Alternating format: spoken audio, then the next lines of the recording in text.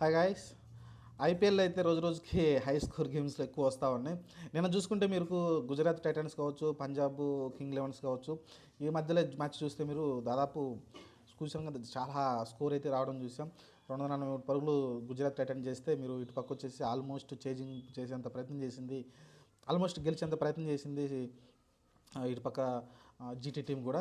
Overall చూసుకుంటే మీకు పంజాబ్ వచ్చేసి 243 పరుగులు చేయడం చూసాం. ఆ తర్వాత గుజరాత్ వచ్చేసి చాలా ప్రయత్నం చేసింది. సాయి సుదర్శన్ అలానే మీకు శుభ్మన్ గిల్ కావచ్చు, కొంచెం ప్రయత్నం చేశారు. లాస్ట్లో ఇంపాక్ట్ ప్లేయర్గా రూతర్ఫర్డ్ అనే ఒక వ్యక్తి వచ్చాడు, అతను కూడా విజృంభించి ఆడడం చూసాం. ఆ తర్వాత జాస్ బట్లర్ కూడా ఆడడం చూసాం. అన్ఫార్చునేట్లీ రాంగ్ టైంలో జాస్ బట్లర్ కూడా అవుట్ అవ్వడం చూసాం. అలానే పవర్ ప్లేలో సాయి సుదర్శన్ కొంచెం స్లోగా అనిపించింది. 100 స్ట్రైక్ రేట్ అంటే పవర్ ప్లేలో చాలా విమర్శలు కూడా ఎదుర్కొంటున్నాడు. అక్కడ పవర్ ప్లేలో కొంచెం అగ్రెసివ్గా, ఎందుకంటే మీకు వికెట్లు ఇంకా చాలా ఉన్నాయి మీరు చూసుకుంటే.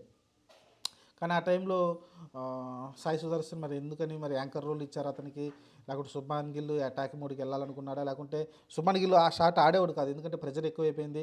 పవర్ ప్లేలో స్కోర్ రావట్లేదు ఫస్ట్ 2 ఓవర్లో, అందుకని అగ్రెసివ్గా వెళ్ళడంతో అయితే లాస్ట్ 5 ఓవర్లో 6 ఓవర్లో అవుట్ అవ్వడం చూసాం మనం అయితే శుభ్మన్ గిల్. ఆ తర్వాత వచ్చిన మిగతా బ్యాట్స్ అందరూ కూడా ఆడారు, కానీ లాస్ట్ మినిట్ వరకు మ్యాచ్ గెలిచే విధంగా కనిపించింది. ఒకనొక టైంలో గెలిచే విధంగా కనిపించింది. ఏదైతే విజయ్ కుమార్ వైశాఖ్ ఎవరైతే ఉన్నారో అతనైతే ఎక్స్ట్రాడినరీ బౌలింగ్ చేశాడు. అతను కూడా ఇంపాక్ట్ ప్లేయర్గా వచ్చి వైడ్లు వేస్తున్నాడు, అయినప్పటికీ స్కోర్ అయితే ఇవ్వట్లేదు.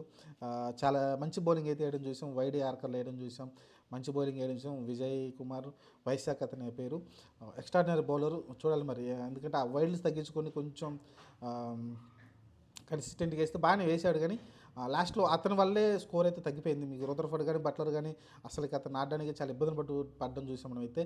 అతని వల్లే మ్యాచ్ కూడా గెలిచింది అనుకోవచ్చు. ఇంకో చూస్తే శ్రేయస్ అయ్యర్ గురించి మాట్లాడుకోవాలి, ఎందుకంటే 97 పరుగులు చేశాడు. యాక్చువల్గా ఇంకా ఒక ఓవర్ ఉంది, 6 బాళ్ళు ఉన్నాయి. ఎందుకంటే మీకు శశాంక్ సింగ్కి ఒక మాట చెప్తే సింగిల్ తీసి ఇచ్చేస్తాడు, ఈజీగా ఒక బౌండరీ కొట్టేస్తే. ఆల్రెడీ బౌండరీ కొట్టేస్తే మ్యాచ్ అయితే అంటే అతను సెంచరీ చేసుకోవచ్చు, కానీ అలాంటి ఛాన్స్ తీసుకోలేదు. శశాంక్ సింగ్ అయితే ఫ్రీడమ్ ఇచ్చేసాడు, నువ్వు మంచి బాల్ వస్తే ఖచ్చితంగా హిట్ కొట్టేసి. ఆ మధ్యలో కూడా 2 రన్స్ కూడా తిరగడం చూసాం మనం అయితే. అక్కడ 1 రన్ తీసుకొని సైలెంట్ ఇటు పక్క శ్రేయస్ అయ్యర్ ఉన్నా కూడా ఎవడు అబ్జెక్షన్ పెట్టే అవకాశం లేదు, ఎందుకంటే సెంచరీ దగ్గరలో ఉన్నాడు కాబట్టి ఎవరు మాట్లాడరు. కానీ ఆ టైంలో కూడా సెకండ్ రన్కి వెళ్ళిపోయి శశాంక్ సింగ్ ఆ తర్వాత మీరు చూసుకుంటే 6లు 4లు అయితే లాస్ట్ ఓవర్లో ఇంకా బ్యాటింగే రాకుండా పోయింది శ్రేయస్ అయ్యర్కి అయితే. చాలా సెల్ఫ్లెస్ క్రికెట్ కూడా ఆడడం చూసాం మనం అయితే.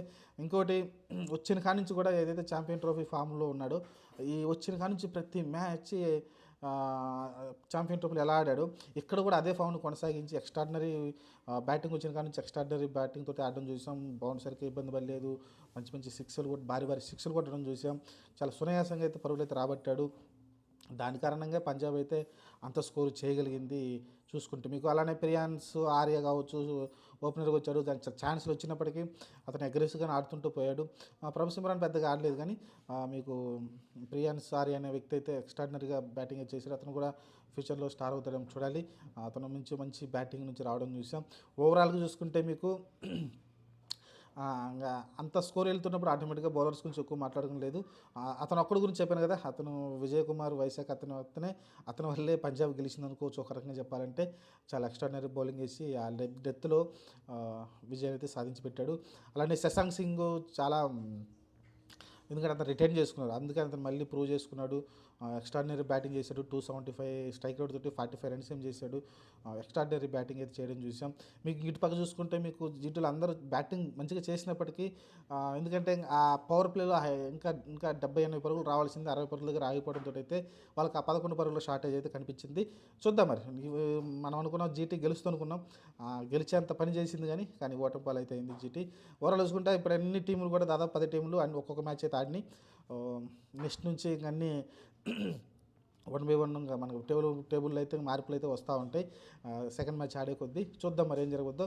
ప్రస్తుతానికైతే అన్ని టీములు ఒక్కొక్క మ్యాచ్ అయితే ఆడి ప్రస్తుతం టేబుల్లో కొంతమంది అంటే పైన ఉన్నారు, కొంతమంది కింద ఉన్నారు. ఇంకా నెక్స్ట్ జరగే మ్యాచ్లన్నీ కూడా తారుమారు అవుతాయి టేబుల్ కూడా. అప్పుడు టేబుల్ గురించి మనం అయితే మాట్లాడుకుందాం. ప్రస్తుతానికైతే అన్ని టీములు ఒక్కొక్క మ్యాచ్ ఆడిని. ఈరోజు జీటీ అయితే అన్ఫార్చునేట్లీ ఓటమి పాలైంది.